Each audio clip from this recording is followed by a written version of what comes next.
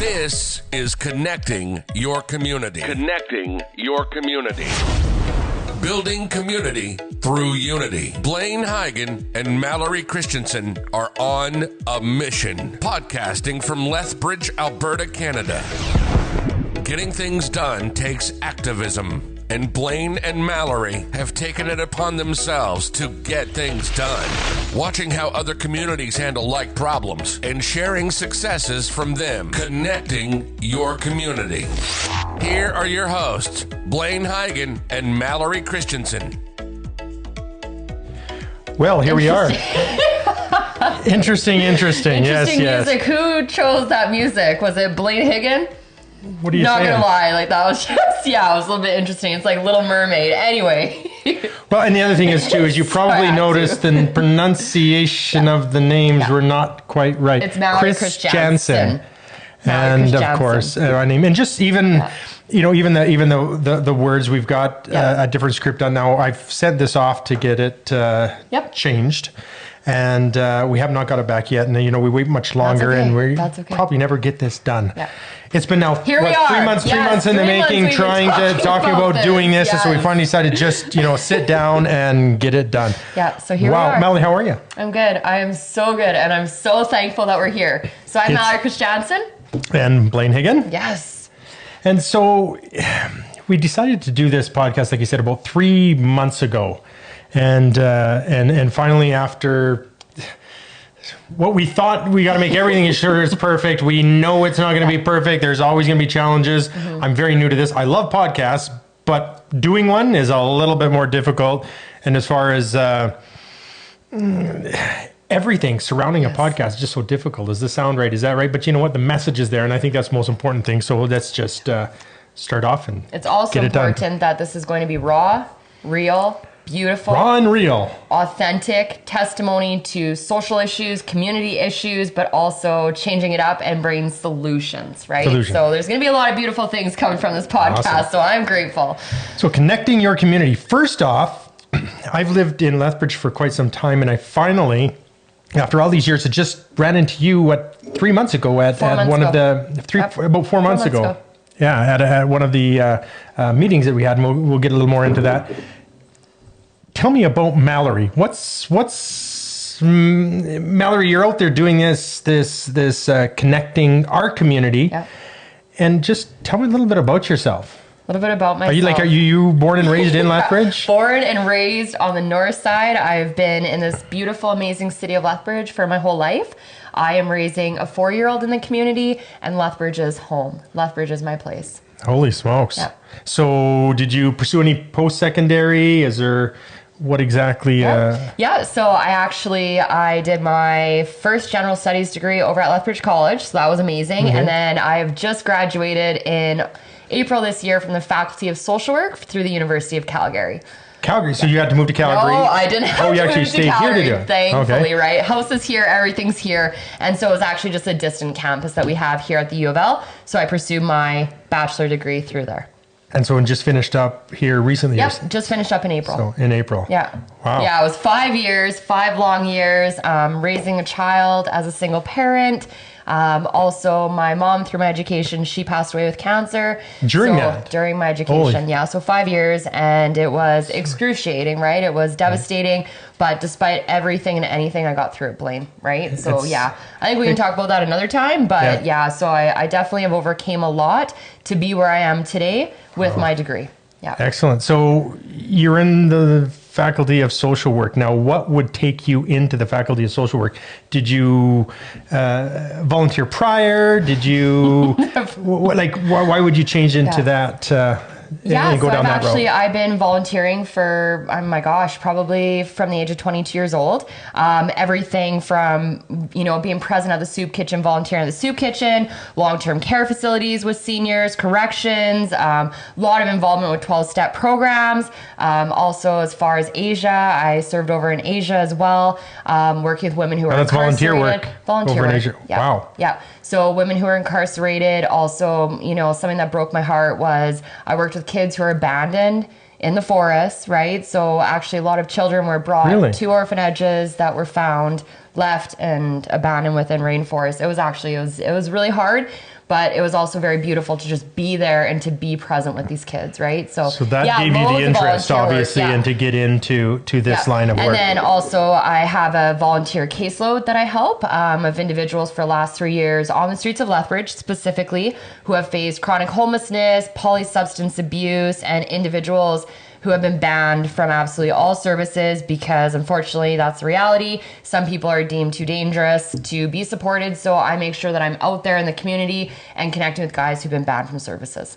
Yeah, so wow. It's my passion. It's my passion. So yeah, volunteering for a while. Volunteering for a little bit of time. Well, that's incredible. So now we connected up, as I said, back, I guess it's been 4 months ago, maybe even 4 or 5 months ago, I guess. And you'd had an invitation out to attend this rally, or not this rally, a community group meeting on the north side because of some issues and concerns that were going on by your neighbors in that particular neighborhood. So I showed up there. Tell me a little bit more about that. I know we're going to get further into exactly this connecting our community in another podcast, but just a little bit of why that first started. Okay, so connecting our community Lethbridge started as a result of a very frustrated group, a very frustrated neighborhood on the north side. And I mean, Blaine, every single day we were victimized by crime, right? And whether that would be bikes stolen, attempted break-ins, the one day I saw 4 attempted break-ins during broad daylight. So I was a little bit, I was frustrated, to be honest. Yeah. And so the last call for us as a neighborhood was when a woman was violently and viciously sexually assaulted. And so, we could have stayed around together being frustrated, and I was just like, you know what, we need to come together. So I went door to door. I did everything I could. I put these little notes around on cars and mailboxes if the community members weren't home. I just said, are you sick of crime?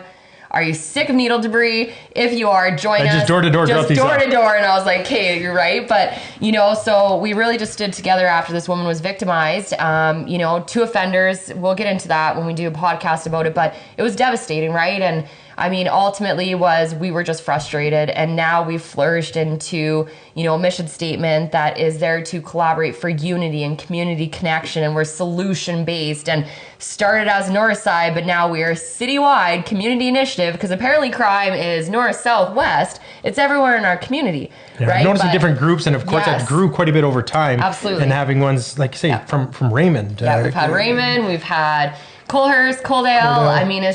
It's expanded, and we're at 3,500 followers thanks to Taryn and her husband for doing the Facebook page. And a little bit about Taryn. We'll get into that, but that is it's quite the group, and I never believed that it would get to the size that it is so quickly. Yeah. And the two of you working together, you and Taryn, has just done an amazing job there, and there's a lot of collaboration there. And I understand there's so much that comes on that group as there's a lot of questions, and sometimes some of the comments, as we can't control that well, 100%. But they are removed if they're out there, and if there's any. But imagine though, for a moment, you have 3,500 followers of every different type of walk of life. You have no idea who some of these people are with fake profiles, because let's be real, we have lots of people who cyberbully, cyber harass. That's a real thing on social media. I don't like social media, but because of how quick we took off, it was only appropriate that I actually got back on, right? So even since being on, I've encountered extreme cyberbullying, so to speak, right? Harassment. And, ultimately is we are all about connecting our community. We are all about hearing different perspectives, kind of like what we're doing right now, right? We are all about community. So it's an amazing community initiative that has since just gone viral. Now, I know you're probably not going to want me to bring this up, but I'm going to anyways. You've received a few awards over the past, and some recognition for some of the work that you've done. Are you okay to talk about that and just let us? So what exactly? I've just been super blessed, right? And I think I started volunteering at around 22 years old, right? So I've just had such an amazing opportunity. I've put myself out there, and people have recognized the work that I've done. So I was the Young Woman of Distinction recipient, and that was through the YWCA. So that was really amazing, right? It's a huge honor, because there's been so many amazing women who have gone before, right, and still recipients of that award. It's wonderful, and anything to support the YWCA, right? So they do a big fundraiser. It's amazing. And then through the University of Calgary, I was a recipient of amazing Social Action Award for my work against systemic racism, because I have a lot of experience with the Indigenous community. Also just really being present and, you know, voicing my opinion around things that aren't so fair in the community and what other people have to deal with, right? So I was recognized by that award, and I mean, just so many scholarships, probably enough scholarships that actually paid for the majority of my education as a result of my volunteer work. That's amazing. Yeah. Wow. So it was really good. It was nice. Yeah. It was exciting. And humbling, right? Yeah. But you know what? It's that's, you don't go looking for that pat on the back, and that's not what volunteer work is all about. But you need to be recognized for that, and I'm thank you for talking to that, because that is quite amazing. It's something to be very proud of. So let's just take a quick break, and then we'll pop back in a minute. This is Connecting Your Community with Blaine and Mallory. We'll be right back after these messages. Is Copy Express your one-stop print shop? Is the service at Copy Express? The best thing around, that's what you found, the best thing around. Blaine Higgin and the team at Copy Express offer the best of the best 2019 copy service. Perfect for your holiday gifting. Get your personalized Christmas calendars printed now and get 50% off your order of 2 or more. Copy Express, locally owned and operated just north of Costco. Awesome. Back again. And you know what? There's so much that we're going to discuss over time, and we're going to hop back and forth and just getting an understanding on how these podcasts actually work, because I'm not a public speaker by any means. You would think after the time with being on council I would be, but I am just, I'm not a public speaker. And that's okay. The mind doesn't kind of come out through here. I think what I want to say, but it just, most of the time it doesn't come out, the way that I want it. So now a little bit of we were diving into some of the volunteer work, but then also some frontline work. So go on a little bit about that as far as frontline work and what you've encountered over time.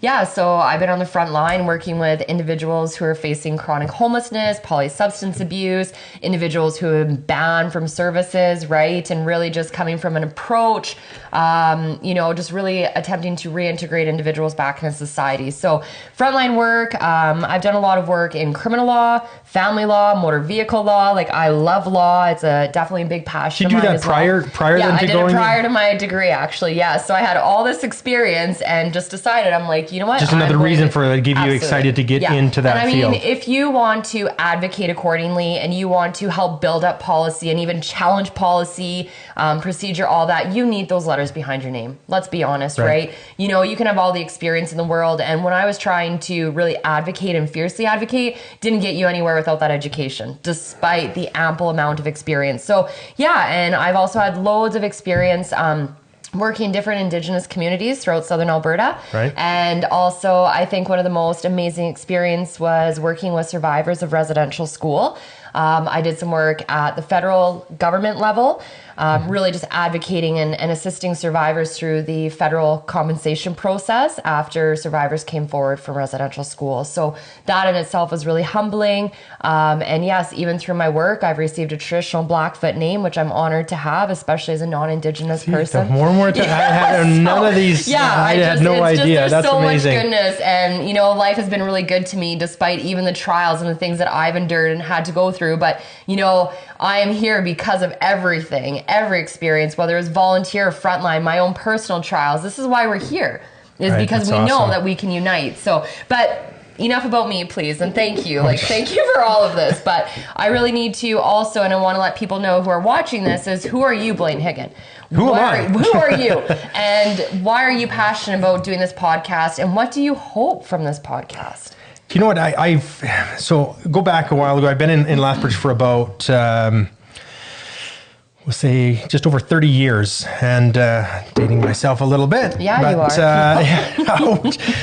You know, when I first moved to Lethbridge, I was quite young, just in my early 20s, and we started a family, and some of the volunteer work, I've always liked to do that volunteer work. And I know I started off with working as on school council as younger. So I was always that Like, well, you were nerd, in high school, so yeah. super long time ago, but that's cool. Oh, yeah. Yeah. Sorry. But yes, it was. It was some time ago. But so I started in school council, and when I came down, I was doing some volunteer work here. It was with both my daughters were figure skaters, as well as they were in volleyball and dance and multiple other things throughout the community. I did a lot of volunteer work, and I was approached always, well, have you ever look at running for council? Well, I thought the idea was great, but I was just nervous. It's a pretty big community, and so, long story short, I threw my name in the ring in 2007. Now, I haven't been a councillor since 2007, so the outcome was we knew what happened in 2007. 8 people in. I think I was 10th in that year, so out, and that was okay. It was a little frustrating. It takes a little bit of the stamina out of someone as far as, oh gosh, he says, why did I do that? But I thought, reflected on it, I thought, well, you know what? It's something that I've wanted to do. It's something, obviously, after doing this volunteer work, I started again, and in 2010, so 7, didn't quite make it in. 2010 I ran, and again, I'm sure I haven't been a councillor since 2007. 2 terms. You ran and didn't make it in. And did not make it in. Wow. Second time, it was, like I say, it was How the was same that for thing. your heart? It was tough. Even just because I was right on the you cusp. Put yourself out there, obviously. Exactly, and right on that cusp. Like I say, it was just almost in. Wow. So I think downtime was 10 out of the 30 or something that ran. So ran again, and the only reason I ran again, and not the only reason. I really wanted to become a counselor, and I love the volunteer work. I wanted to know more about the community. How can I help make a difference in the community? And I knew I couldn't, but I could share the voices of many out there. So I ran in 2013, and lo and behold, I was successful in 2013, and now I'm in my second term. I was reelected in the last term. And I love the work that I do. That's amazing. And, just even over the last few months that we've been collaborating is, you've done so much work that is behind the scenes too, which obviously our community, other members throughout Alberta even that we've collaborated with through this, don't really know everything that you've done. I'm not going to throw you on the spot, but even how everything worked with Amazing Grace Church. My understanding was that Pastor Rohan, right? And we're going to totally host him one time. Yeah, and just the work that he does within the community, and especially with children, it's amazing. Yep. And as you said, I'm looking forward to that time if and when this podcast, not if this podcast continues, it will continue. And the opportunity to sit down with Pastor Rohan. He's an amazing individual, has done so much, and has helped so many individuals over especially, like you say, children in our community, and it's been great. And we've been able to collaborate as because the introduction of Rohan, I did that connection there to I knew that these two groups could connect up and would serve well together, and so did a fall festival together, and I think it was close to 1,000 people. I think that showed up to that, and that was with it being canceled the week before because of the bad snowstorm. Really unbelievable. Cool. Really cool. It was really, really good. When we look at this podcast, what are your hopes for this podcast, right? So we kind of share a little bit about ourselves, where we're at. We love our community. We are passionate about our community. But what do you see for this podcast? What do you envision? There's so many different things. It's more connecting communities out there, because the name Connecting Your Community, that could be for any community. So often we look at successes of other communities and try to bring them into our community, and likewise they will see successes that we have, and we'll take them and try to implement them in their cities, because we learn from others, and that's what's so important. And so I think over time, just talking with different individuals throughout not just this community, it could be in other communities, and successes that they've shared, I think will be excellent. I mean, we did a list a mile long about some of the different things, and I know we kind of popped in here. We decided that this first podcast, it's a trial thing. It's me to understand as well how the software works, and so it's a quicker podcast, just a kind of an introduction and to kind of get that ball rolling. But I think I definitely want to talk about some of the different podcasts that we have coming up. We talked a little bit about Rohan Crown to have him on. There's keeping it quiet has been very difficult. Yes, I didn't it's been want very to. difficult. And so I have spoken to a few different individuals, and then all of a sudden the calls start coming in, and we've got some first responders that are interested in being on a podcast. And we want to share every perspective, every different perspective, right? And this is all about community issues and how are we going to combat these together and in unity, right? So we want those to be comfortable too. So there's first responders, there's struggles out there in light of some of the different crime issues and opioid crisis that we're in. There's concerns out there of well, if I share, am I going to get in trouble by sharing? And there's a more and more coming out now that do want to share some of their concerns that they have and the trials that are going on throughout our community. And I think even I can relate to that, especially as, being on the front line. And, a lot of times it's like you're not supposed to talk about the things that we see. But if we don't talk about the things that we see on the front line, Blaine, how is everyone supposed to know, right? The reality of what frontliners, first responders, especially in any type of social issues that we are facing. So, yeah, we have to be out there. Right? First responders. We have first responders. We have Janessa Fife coming on. Janessa Fife, yes. Yeah, Janessa Fife's going to be her own podcast as well. Excellent. And then that goes into the details of how her child was poked by a needle. And what's an incredible time that incredible is the wrong word. Trialsome time that they've been through with their son, during this time after the poke. What about cyberbullying? Cyberbullying, you want to touch on cyberbullying? You've watched the Seattle is Dying video. It's amazing. I've been in touch with someone that was connected with this, and we'd like to be able to have them on. And it may be a call in, maybe we venture out. We just open it up, and I don't know where this road is gonna take us with this connecting your community, but it's something that I'm excited. There's a lot that we can do. I'm always excited. We started putting pages and pages of different stuff and different podcasts California, that will come up. We're gonna go venture out to California and maybe check out some of the stuff that they're encountering right now with homelessness, with social issues, right? So it's not only a local movement. This is going to be going provincial. Right? And exactly, who knows, outside the community. We've got so many in the community, so we'll probably kick a lot within the community as we go through. But there's it could open up to anything. Well, I'm excited. I'm really excited too. And so as we're going to cut this one fairly short here today, and just want to talk a little bit about our next podcast. And I think as time goes, I'm pretty excited that the next podcast, and I'm hoping to have it very quickly might get my editing skills in there, but with the next one, I think we're going to look at more at the Connecting Our Community group. So what is that group all about? We've talked a little bit about it and just touched on it, but you know what? Outside that, we want to make sure that we get involved with what exactly makes that group tick. Yeah. So, well, I'm excited. I'm super excited. You've been listening to Connecting Your Community with Blaine Huygen and Mallory Christensen. Join us next time as we continue to discuss community topics and how all of us together can make a difference. Remember, there is no community without unity.